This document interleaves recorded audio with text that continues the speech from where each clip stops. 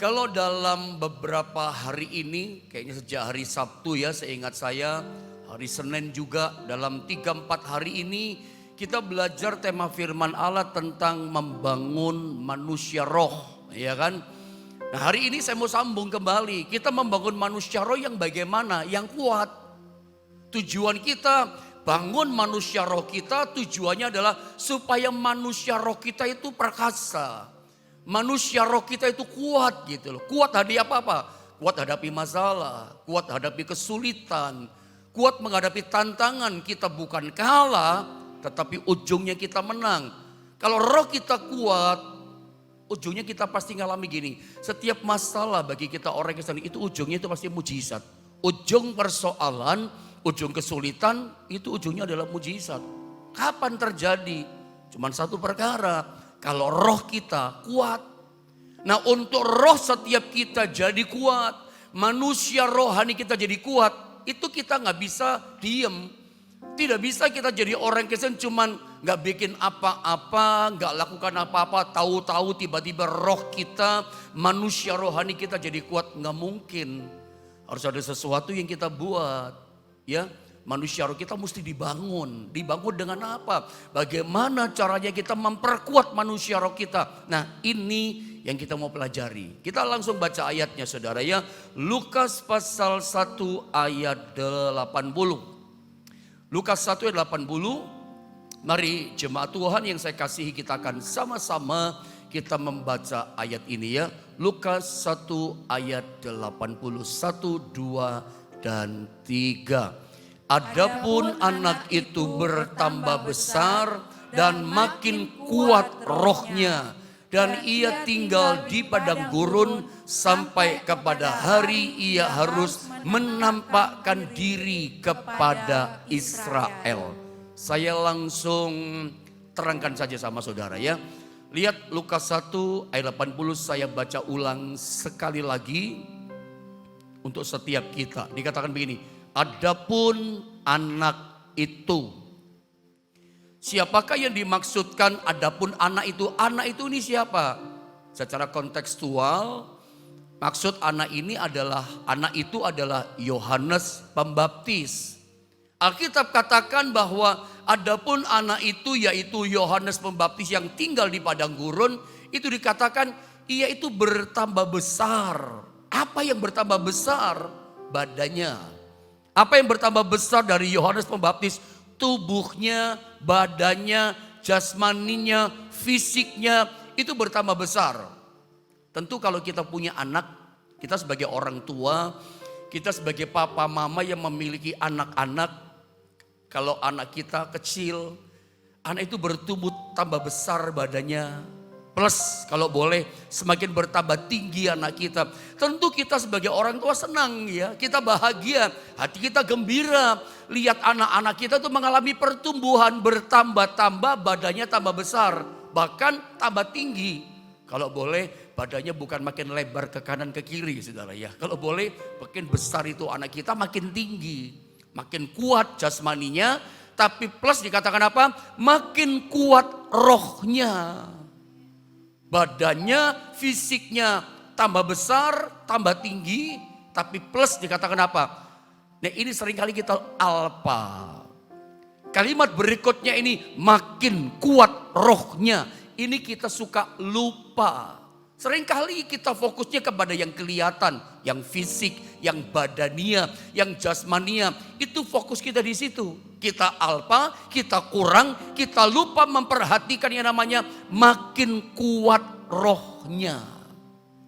Nah, pertanyaannya adalah kenapa kita orang beriman, kita orang Kristen, Alkitab banyak mengajar bahwa manusia roh kita itu harus dibangun dan kuat. Kenapa sih roh kita, manusia roh kita itu harus kuat? Saya mau ingatkan saja sama saudara, karena pada hakikatnya kita itu adalah manusia roh. Ini penting ya. Statement yang saya coba sodorkan sama saudara yang Anda lihat di screen saudara. Ini penting loh kata-kata ini. Inilah kita yang sejati. Inilah kita anak-anak Tuhan yang sesungguhnya. Kita itu adalah ini. Bahwa kita itu adalah manusia roh yang memiliki jiwa dan tinggal di dalam tubuh. Jadi kalau saya tanya sama saudara, mungkin saya ulang-ulang ini kalimat. Karena ini esensi kekristenan. Saya ulang ya, inilah esensi jati diri kita orang Kristen. Siapakah kita? Siapakah saudara? Siapakah kita? Kita adalah manusia roh yang memiliki jiwa dan tinggal dalam tubuh. Kalimat kita coba ganti saya. Kalimat kita ganti saya. Kalau misalnya pagi ini saya bertanya kepada Anda, siapakah saudara? Apa jawaban saudara? Oh, saya adalah manusia roh yang memiliki jiwa dan tinggal dalam tubuh. Saya ingin ulang, siapakah Anda? Apakah Anda bisa jawab? Coba Anda bisa mulai chatting, tulis di channel YouTube GSPDI Jombang atau yang ada di akun Facebook George Naftali. Anda bisa mulai tulis sekarang juga. Sebagai bentuk Anda nangkep ngerti nih firman Tuhan. Inilah jati diri kita orang Kristen. Siapakah saudara? Siapakah kita? Siapakah Anda? Jawabannya apa? Anda boleh tulis, saya adalah manusia roh ya, yang memiliki jiwa dan tinggal di dalam tubuh. Anda bisa mulai tulis ya, sambil mendengarkan apa yang saya katakan. Anda mulai tuliskan, saya ini adalah manusia roh. Itu jati diri kita yang memiliki jiwa dan tinggal di dalam tubuh.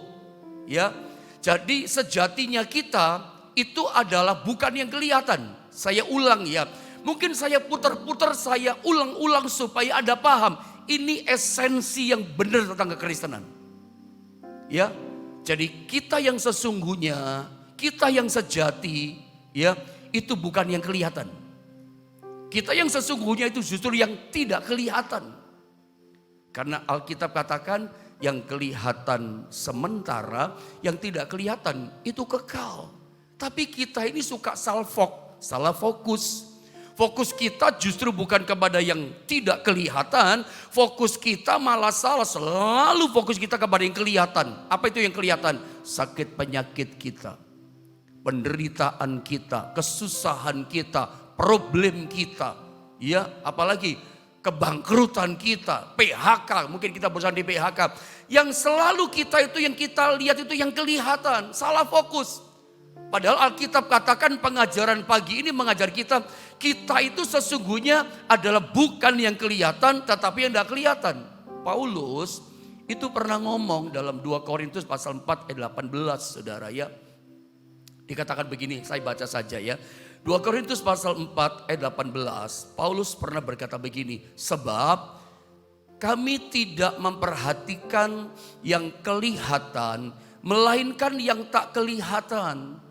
Karena yang kelihatan itu adalah sementara, yang kelihatan semuanya sementara. Berarti masalah kita itu sementara. Tidak ada masalah abadi. Ya, malam nanti setelah pagi, siang, sore akan datang malam. Apakah malam itu gelap terus? Tidak. Nanti begitu setengah 6 pagi, jam 6 pagi terbit terang. Janji terang selalu datang tepat pada waktunya. Dia gak pernah ingkar janji. Gak ada malam itu abadi. Gak ada kegelapan masalah terus datang kekal sama kita. Ada batas waktunya, ada expirednya. Persoalan kita hadapi itu sementara. Seberat apapun masalah kita itu sementara. Saya mau katakan gak ada orang gak punya masalah. Semua orang punya masalah. Tapi Alkitab katakan apa? Yang kelihatan masalah kita sementara. Tapi yang tidak kelihatan itu kekal. Termasuk tubuh kita. Itu kelihatan, ya, kulit kita kelihatan, gemuk kurusnya kita kelihatan. Nah, tubuh yang kelihatan ini sementara. Nabi Musa pernah berkata dalam Mazmur itu pasal 90 ya, kayaknya ayat 14 atau ayat berapa itu. Musa pernah berkata begini, umur manusia itu 70 tahun. Kalau kuat dia 90 tahun, 80 tahun. Kelebihannya apa 80 tahun? Ya kelebihannya adalah penderitaan. Susah payah dan penderitaan, mulai sakit-sakitan, mulai lemah ini badan, lalu berakhir hidup di dunia ini. Yang sementara, manusia yang kelihatan ini sementara, tapi yang tidak kelihatan itu kekal. Yang tidak kelihatan apa? Roh kita. Roh kita itu abadi, kekal, nggak bisa mati. Tubuh ini bisa mati karena sementara. Termasuk masalah kita itu sementara. Saya mau bilang sama saudara ya, tidak ada orang di dunia ini nggak punya masalah. Semua punya masalah.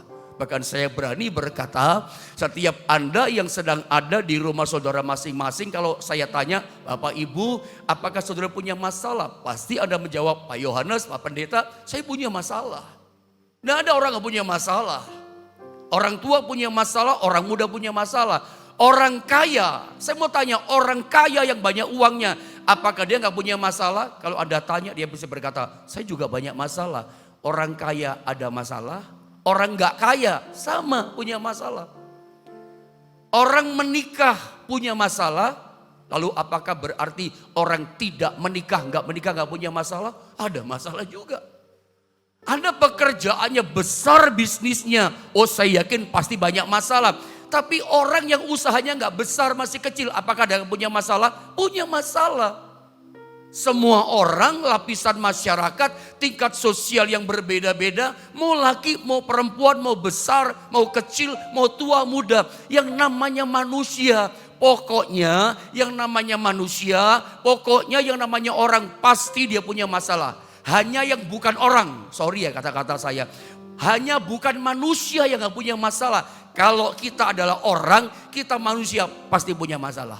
Tapi tetap saya mau ingatkan, masalah itu kelihatan, ujung masalah pasti mujizat. Masalah itu cuma sementara. Persoalan kita, saya suka ajarkan sama saudara, persoalan kita orang Kristen bukan masalah yang kita hadapi. Karena kita percaya punya Yesus yang hebat. Kita punya Yesus yang luar biasa, top banget. Makanya saya selalu katakan persoalan kita bukan pada masalah yang kita hadapi. Sebab saya yakin sangat percaya sebesar apapun, serumit apapun masalah kita. Oh kita percaya Yesus kita sanggup tolong dan bereskan semua masalah kita. Jangan dipikir cuman Anda yang punya masalah. Temanmu punya masalah, tetanggamu punya masalah. Saya pun gembala yang mengajar saudara, saya juga punya masalah. Pokoknya yang hanya bukan orang, bukan manusia gak punya masalah. Tapi namanya manusia punya masalah. Makanya saya mau katakan menghadapi masalah ini supaya kita gak kalah. Ini yang kita mesti lakukan. Memperkuat manusia roh kita. Yang gak kelihatan di dalam ini loh. Saya pernah bilang ya, kalau kita bisa menghandle yang di dalam roh kita, oh percaya yang di luar, yang sementara itu masalah segala macam, kita pasti bisa handle, kita pasti bisa atasi. Asal ada bisa handle ini roh, diperkuat, yang di luar pasti kita bisa atasi, pasti beres kita bisa handle. Ada Tuhan kok.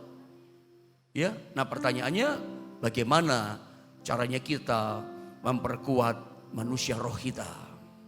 Ini barangkali yang penting. Yang mesti diungkapkan kepada setiap kita. Bagaimana caranya memperkuat manusia roh kita. Saya pakai cerita dulu. Ada sebuah ilustrasi dari seorang bandar judi ilustrasi. Ada anjing putih sama anjing hitam diadu sama bandar judi. Menurut saudara yang Anda lihat di gambar cuman ilustrasi ini, antara anjing yang putih sama anjing yang hitam, kalau dia bertengkar diadu, menurut saudara yang menang yang mana? Menurut saya tergantung anjing mana yang dikasih makan. Karena ternyata sama bandar judinya kalau anjing yang putih dikasih makan sama bandar judinya, yang putih dikasih makan banyak-banyak, supaya apa? Supaya kuat. Kan kalau dikasih makan kuat tubuhnya, iya kan? Tapi kalau si anjing hitam disuruh puasa, dipaksa puasa, nggak dimasih makan, akibatnya lemah badannya, lemah tubuhnya. Sengaja gak dikasih makan. Begitu diadu sama bandar judi, mana yang menang? Ya pasti anjing yang putih dong. Kenapa? Dia lebih kuat. Ya dikasih makan berapa hari si hitam puasa gak ada kasih makan. Begitu diadu, ya kalah keok dong yang hitam. Yang punya kekuatan. Iya kan? Tapi kebalikannya seandainya si hitam, anjing hitam dikasih makan banyak-banyak, kuat badannya. Si putih dipaksa gak dikasih makan, disuruh puasa, lemah badannya, diadu mana yang menang? Ya pasti yang hitam lah yang menang. Kenapa? Dia yang kuat karena dia dikasih makan, tubuhnya dikasih makan, makanya dia kuat. Pertanyaannya kembali kepada pertanyaan pertama tadi, bagaimana caranya kita memperkuat manusia roh kita? Ya kita mesti kasih makan manusia roh kita. Roh kita dikasih makan. Karena roh ini punya makanan supaya kuat. Tubuh punya makanan, jiwa punya makanan sendiri, roh punya makanan sendiri. Saudara tahukah kalau roh kita kuat, ini cuma contoh kayak anjing putih sama hitam tadi. Yang kuat yang menang. Ya, problem sebesar apapun nggak masalah. Makanya handle yang di dalam roh kuat itu penting loh. Anda pasti bisa menghandle sekuat apapun masalah di luar kita. Yang kelihatan itu sementara. Pasti kita bisa menangkan kalau fokus kita kepada yang tidak kelihatan. Manusia roh kita. Bikin kuat manusia roh kita. Sebab kalau manusia roh kita kuat, roh kita kuat, rohani kita kuat, iman kita kuat. Masalah sebesar apapun gak jadi masalah buat kita.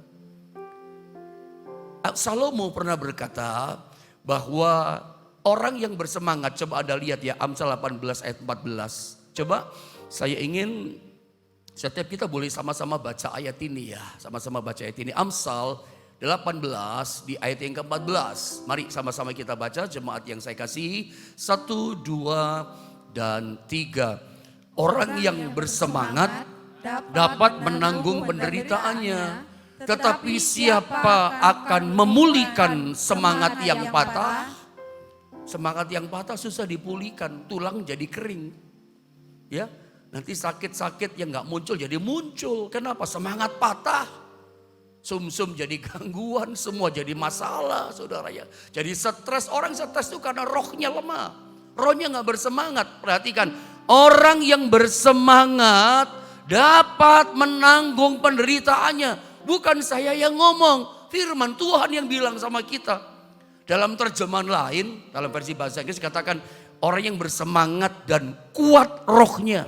Ada tambahannya, orang yang bersemangat dan kuat rohnya dapat menanggung penderitaannya. Klop itu sudah. Makanya saya percaya orang yang bersemangat itu pasti kuat rohnya. Orang yang kuat rohnya dia pasti bersemangat. Setuju dengan saya saudara? Yang setuju katakan amin. Orang semangat, kuat rohnya. Orang rohnya kuat, semangat dia. Biar punya masalah yang berat, tetap ibadah, tetap cari Tuhan, tetap sukacita. Penderitaan gak menguasai dia. Jadi ini keuntungan yang pertama. Ini faedah yang kita dapatkan. Kalau kita itu fokusnya benar. Yang kita bangun benar. Yang kita bangun adalah manusia roh kita. Kita jadikan kuat. Apa untungnya, benefitnya buat kita? Kalau orang rohnya kuat, rohnya bersemangat, dia dapat menanggung penderitaannya. Dapat menanggung penderitaan. Penderitaan masalah yang dia hadapi, no problem buat dia. Dia dapat menghadapi penderitaannya. Orang lain frustasi, orang lain stres, orang lain depresi. Jadi kita ngerti ya, kenapa orang stres depresi? Rohnya lemah, rohnya nggak bergairah, rohnya nggak bersemangat, pantasan stres. Makanya depresi. Paulus itu pernah berkata begini, ya, bahwa pencobaan-pencobaan yang kamu alami adalah pencobaan biasa yang tidak melebihi kekuatanmu. Pada waktu kamu dicobai, kata Paulus, melebihi kekuatanmu. Dia setia, kata Paulus. Itu pengalamannya dia. Dia setia, Tuhan setia. Dia pasti memberikan kepadamu jalan keluar. Supaya apa? Kamu dapat menanggungnya. Tuh ayatnya 1 Korintus 10:13. Saya gak catat tapi Anda ingat tuh ayat kan? Bahwa pencobaan itu biasa. Kok bisa ngomong biasa? Karena orang ini bernama Paulus rohnya kuat. Apakah iya Paulus menghadapi masalah yang biasa? Sebetulnya masalah Paulus bukan masalah biasa. Saya tunjukkan satu ayat. 2 Korintus 4 ayat 16 ayat 17. Meskipun berat masalahnya. Ini yang Paulus katakan. 2 Korintus 4 16 17, coba saya baca ayat ini ya. Sebab itu kami tidak tawar hati. Enggak tawar hatinya. Sebab itu kami enggak stres. Tawar hati itu sama dengan stres. Sebab itu kami tidak stres. Sebab itu kami tidak depresi. Ya, sebab itu kami tidak tawar hati, kata Paulus. Tetapi meskipun manusia lahiriah kami, jasmani badiannya kami semakin merosot. Dihantam macam-macam masalah. Namun manusia batiniah kami, manusia roh kami dibaharui dari sehari ke sehari.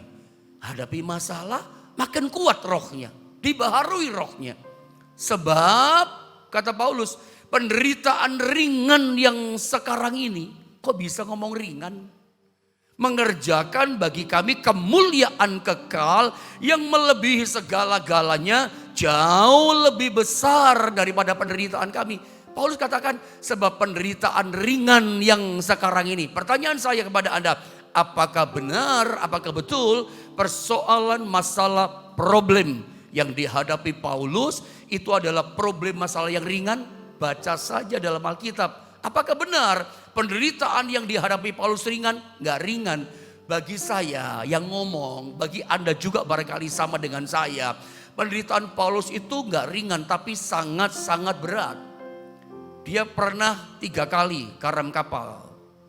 Dia berapa kali ya dicambuk, disesah pakai pentungan punggungnya. Dicambuk beberapa kali, 40 kurang 1. Dia pernah kelaparan, kedinginan, terkatung-katung kapalnya. Itu 3 hari 3 malam. Tidak ada bintang, tidak ada kelihatan matahari. Bulan tidak kelihatan, gelap terus angin badai. Dan dia pernah dirajam, dilempar batu sama orang-orang memusuhi dia. Orang pikir dia mati. Coba dari cerita-cerita yang saya katakan tentang Paulus ini. Apakah Anda berani berkesimpulan memberikan resume berkata, oh pendeta persoalan Paulus itu ringan. Apakah dirajam batu itu ringan? Apakah ditangkap diikat tangannya lalu dicambuk 40 kurang 1? Apakah ringan? Dalam hukum budaya adat istiadat Yahudi, menurut mereka hukum Yahudi itu kalau orang dicambuk sampai 40 kali dikatakan dia akan mati, nggak kuat. Makanya dicambuknya hukumnya Yahudi adalah 40 kurang 1 berarti 39. Itu berkali-kali dia ngalami. Belum disesah pakai pentungan. Dia sering masuk penjara di bawah tanah. Coba penderitaannya karam kapal, dirajam batu, itu bukan ringan. Tapi orang ini bernama Paulus berkata, penderitaan ringan yang sekarang ini kami tidak tawar hati. Meskipun manusia batinnya ini kami merosot, tapi roh manusia batinnya ini, ya jasmaninya merosot tapi batinianya dibaharui dari sehari ke sehari. Kenapa bisa berkata ringan? Karena rohnya terjaga kuat. Terus dibaharui. Bagi Paulus, bagi kita orang yang rohnya kuat, yang berharap pada Tuhan, masalah itu bukan persoalan buat kita. Atau persoalan bukan masalah buat kita. Karena kita yakin ada Tuhan.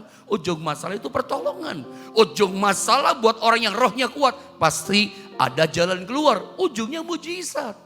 Hari ini, pagi ini saya boleh berkata pada Anda, kalau engkau sedang punya persoalan, engkau sedang mengalami beban problematika yang berat, saya mau katakan, yakin dalam nama Yesus, ujung problematikamu itu adalah mujizat jalan keluar dari Tuhan. Hanya orang-orang yang punya roh yang kuat yang bisa mengimani itu.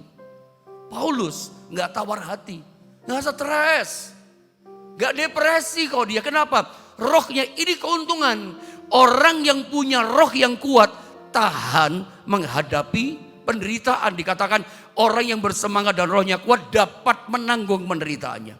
Saya gak tahu penderitaan seperti apa yang sedang Anda hadapi pagi ini.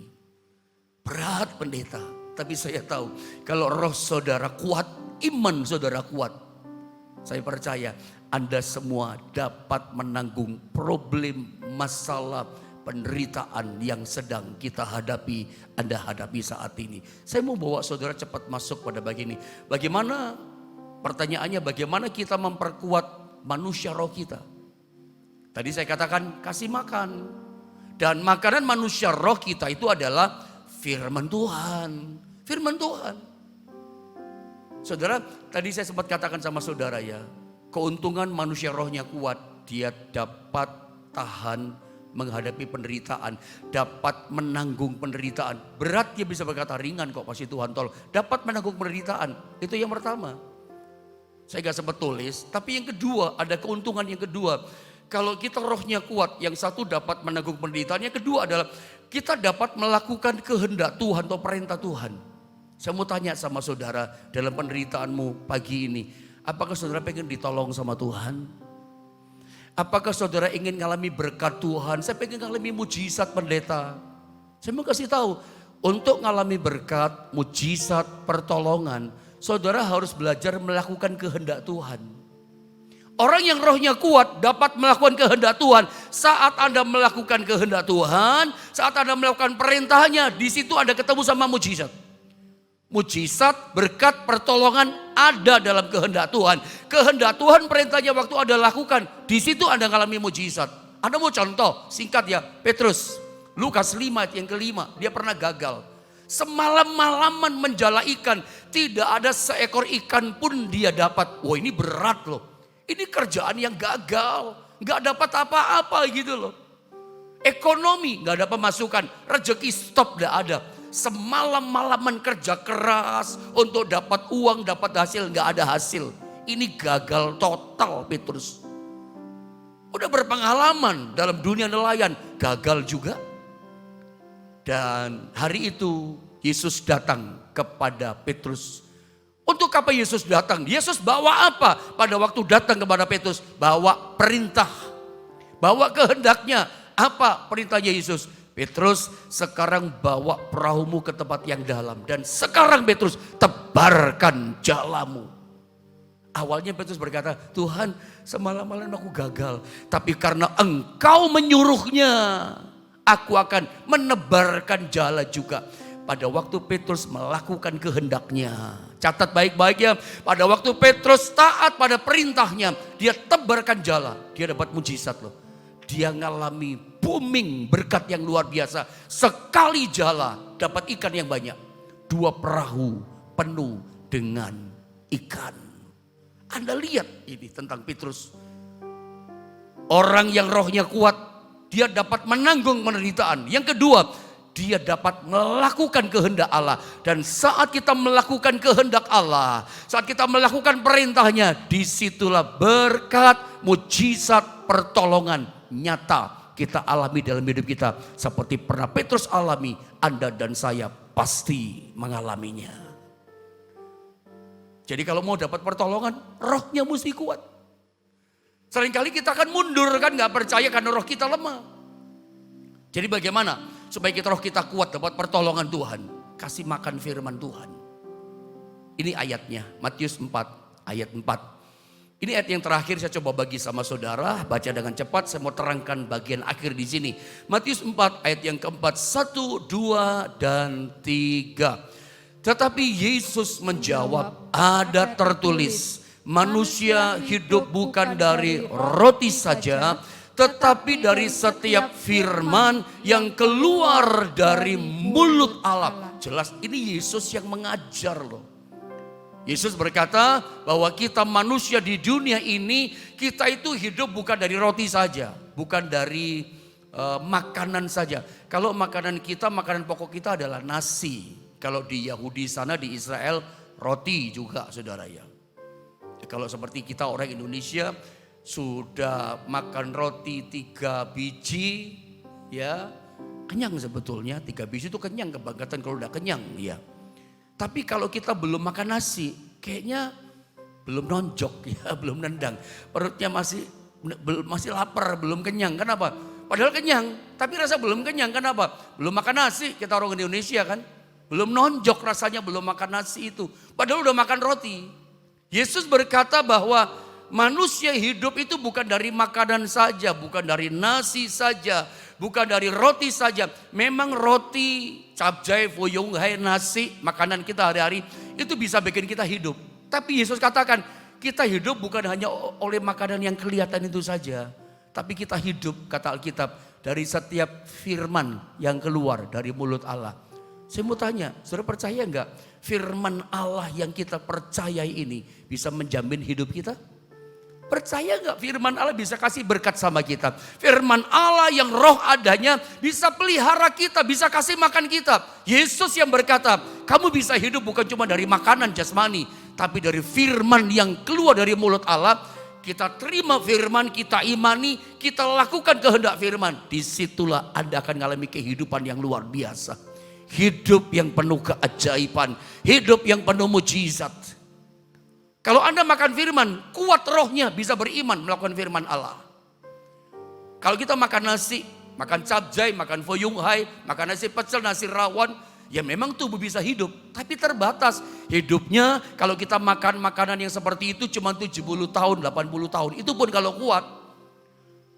Orang zaman sekarang menurut klien saya mencapai umur 70 tahun saja susah.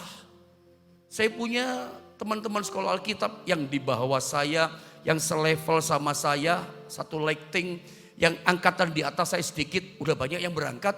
Kalau kami reuni teman-teman sekolah Alkitab tanya ini mana, udah berangkat dipanggil Bapak di sorga. Padahal umur berapa? Saya 50. Di bawah 50 tahun teman-teman saya udah banyak yang berangkat. Bukan cuma kami pendeta, banyak di dunia ini lihat. 40 tahun lebih, udah macam-macam penyakitnya, udah banyak penderitaannya. Mencapai umur 70 tahun sekarang pun sudah luar biasa, puji Tuhan. Makanya bersyukur ya, ada 70 tahun, 80 tahun, Anda sehat. Kalau gak salah di perkumpulan kita doa pagi ini ya, di channel YouTube ini sampai ada yang 80 tahun tuh orang Mojokerto itu ya. Mbah Yatiman atau siapa itu ya, 80 tahun lebih tuh. Tiap hari saya lihat selalu ada itu, 80 tahun lebih, masih sehat. Saya berdoa ya om, tante, mak, engkong ya, yang sudah tua-tua sehat semuanya diberkati Tuhan. Dan saya mengerti yang banyak doa pagi juga umurnya senior-senior semuanya. Saya berdoa Anda semua sehat diberkati Tuhan. Ingat, bukan cuma makanan minuman yang bisa buat kita hidup. Perkataan firman Allah itu bisa bikin kita hidup. Dan saya mau ingatkan, kuatkan manusia roh kita. Kalau roh kita kuat, saudara ya, percayalah gini, kita dapat menanggung penderitaan, gak tawar hati, gak stres. Problem kita, kalau roh kita gak kuat, ada istilah apa itu 3L ya, lemah, lelah, lesu. Saya rasa Anda nangkep maksud saya ya. Kalau roh kita mulai lemah, roh kita gak kuat, terpengaruh di badan, jadi lemah, lelah, lesu. Makanya roh mesti kuat. Kalau tubuh makanannya tadi saya katakan nasi dan sebagainya. Jiwa kita makanannya apa dong pendeta? Jiwa kita makanannya salah satunya dengar musik. Makanya dunia ini penuh dengan musik. HP dengar ada musik. Ada jalan ke mall ada musik, ke pasar kadang ada musik. Anda ke alam ada burung berkicau, ada ke alam ada angin meniup ditiup pohon. Itu musik ya. Ada air yang mengalir, ada burung berkicau, itu musik. Coba bayangkan dunia tanpa musik, Anda gak dengar musik, stres juga loh saudara. Jiwa itu harus kasih makanan, hobi. Hobimu jalan-jalan, ada yang hobinya ini, hobi itu makanan jiwa. Makanya hobi kalau gak disalurkan stres juga orang. Jiwa mesti dikasih makan, salah satunya dengar musik, jalan-jalan, ada yang hobinya olahraga. Hobinya apa sih? Hobi itu kalau diikuti jadi makanan buat jiwa saudara. Saya pernah ketemu sama salah satu jemaat di Surabaya, anak Tuhan di Surabaya. Hobinya mancing. Saya tanya, kalau mancing berapa jam kok? Saya kaget jawabannya.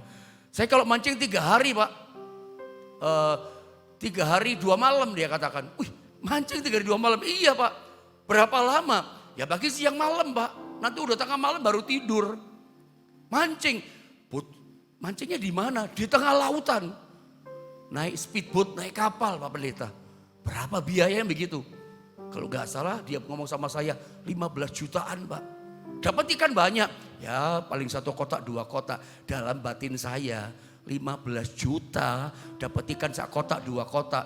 Pergi ke pasar ikan bisa beli ikan paus itu saudara ya. Ikan paus besar dapat tuh saudara. Bayangin saudara ya. Hobi sampai seperti begitu puluhan juta. Tapi namanya orang hobi bagaimana? Hobi itu makanan jiwa loh. Bisa ngabisin macam-macam dana itu biaya. Nah saya mau katakan sekarang pada roh kita. Supaya roh kita kuat, gak lemah, gak letih, gak lesu. Roh kuat dapat menanggung penderitaan. Roh kuat dapat melakukan kehendak Allah. Saat melakukan kehendak perintah Allah, Anda akan mengalami seperti Petrus. Saat melakukan kehendak perintah Allah, Anda akan mengalami seperti perwira Kapernaum. Pulanglah, pergilah kepadamu, jadilah seperti imanmu. Nyampe rumah sembuh. Kapan mujizat terjadi? Dalam kehendak Allah. Mujizat itu ada dalam kehendak Allah. Ya, nangkap ya. Sebab itu saat kita melakukan kehendak Allah, kita mengalami mujizat. Kalau Anda tidak mampu, tidak kuat, tidak bisa melakukan kehendak Allah, ya jangan ingin mendapat mujizat. Bagaimana cara dapat pertolongan? Tidak bisa. Mujizat ada dalam kehendak Allah. Lakukanlah kehendak Allah, pasti mengalami mujizat dan berkat. Dan orang yang hanya rohnya kuat yang bisa melakukan kehendak Allah. Dan ini sekaligus menjadi satu kunci buat kita. Hidup berkemenangan sepanjang tahun 2023 kita lewati. Jadi tahun kemenangan. Tahun dapat menanggung persoalan. Saya berdoa bagi ini benar-benar. Saudara yang sedang menderita, lagi dalam kesulitan. Saya berharap Anda bisa sangat indah menangkap ini firman Allah. Kalau begitu rohku mesti kuat. Anda bisa menanggung macam-macam kesulitan. Menang, bahkan dapat melakukan kehendak Allah, mengalami mujizat keajaiban daripada Tuhan.